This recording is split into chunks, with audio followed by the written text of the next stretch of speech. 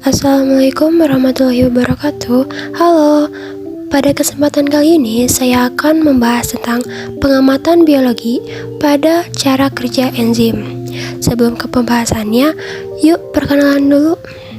Oke, nama saya Najwa Sabila dan teman saya Rega Donika Azahra dari kelas 12 IPA 3. Pembahasan kita kali ini yaitu mengenai teori enzim yang mencakup pengertian enzim, komponen enzim, sifat enzim, dan faktor yang mempengaruhi kerja enzim.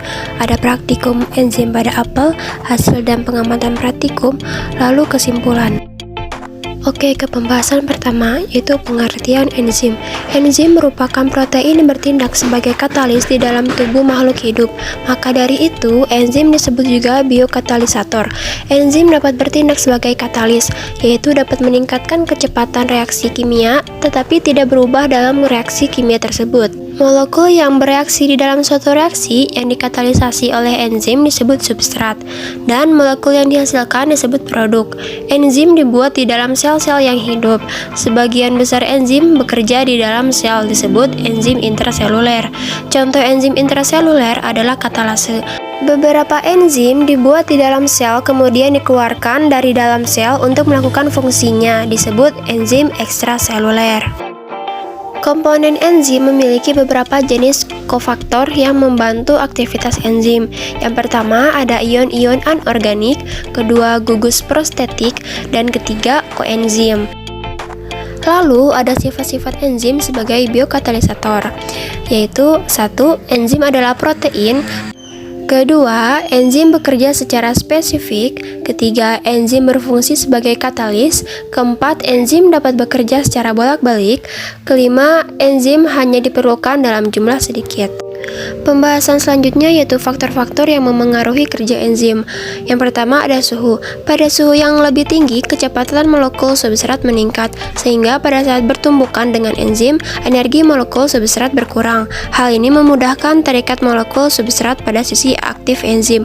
Aktivitas enzim meningkat dengan meningkatnya suhu sampai pada titik tertentu. Yang kedua ada pH, derajat keasaman.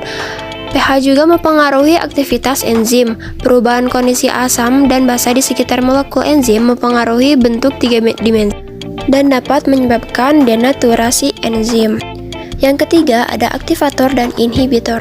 Aktivator merupakan molekul yang mempermudah ikatan antara enzim dengan substratnya, dan inhibitor merupakan suatu molekul yang menghambat ikatan enzim dengan substrat. Yang keempat ada konsentrasi enzim. Konsentrasi enzim memengaruhi kecepatan reaksi. Semakin besar konsentrasi, semakin cepat pula reaksi yang berlangsung. Dan yang terakhir ada konsentrasi substrat. Bila jumlah enzim dalam keadaan tetap, kecepatan reaksi akan meningkat dengan adanya peningkatan substrat. Namun, pada saat sisi aktif semua enzim bekerja, penambahan substrat tidak dapat meningkatkan kecepatan reaksi enzim lebih lanjut. Oke, lanjut ke pembahasan yang kedua yaitu praktikum enzim pada apel. Yang pertama, siapkan bahan-bahan terlebih dahulu. Alat dan bahan yang diperlukan yaitu ada apel, jeruk, susu, soda, cuka, air mineral, dan lain-lain yang tampak pada gambar. Lalu tuangkan air soda, susu, cuka, air jeruk, air mineral ke dalam gelas kecil. Lalu potong kecil-kecil apel yang seperti tampak pada gambar dan dimasukkan ke dalam cairan yang tadi. Diamkan selama 10 menit. Setelah itu keluarkan potongan apel, lalu diletakkan ke atas tutup gelas kecil dan didiamkan selama 24 jam atau sehari penuh. Ini adalah potongan apel yang telah didiamkan selama kurang lebih 24 jam. Hasil pengamatan yaitu apel yang ditambahkan cuka, perubahan warnanya menjadi coklat, teksturnya menjadi kering, dan karakteristiknya sedikit bau. Air susu, perubahan warnanya putih, perubahan teksturnya kering, lalu karakteristiknya halus. Air soda, perubahan warnanya putih kekuningan, perubahan tekstur menjadi sedikit basah, karakteristiknya sedikit berkerut. Untuk air jeruk, perubahan warnanya putih kekuningan, perubahan teksturnya menjadi lembab, dan karakteristiknya halus, sedikit berkerut. Untuk air mineral, perubahan warnanya putih, perubahan teksturnya kering, lalu karakteristiknya halus. Oke, pembahasan yang terakhir yaitu kesimpulan.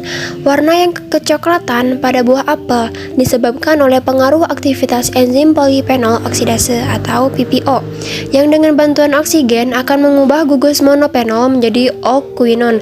Inilah yang membentuk warna coklat. Kenapa pada apel tidak mengalami perubahan? Karena air jeruk dapat merubah enzim tersebut. Di dalam air jeruk memiliki vitamin yang sama dengan apel. Keasaman perlakuan tidak berpengaruh pada reaksi pencoklatan enzimatik pada apel. Di sisi lain, jika irisan apel terlihat berbeda satu sama lain, ini menunjukkan sesuatu pada lapisan yang mempengaruhi reaksi. Sekalipun reaksi berpengaruh, ini tidak berarti keasaman lapisan mempengaruhi reaksi. Sekian pembahasan saya tentang pengamatan biologi pada cara kerja enzim. Kurang lebihnya mohon dimaafkan. Terima kasih. Wassalamualaikum warahmatullahi wabarakatuh.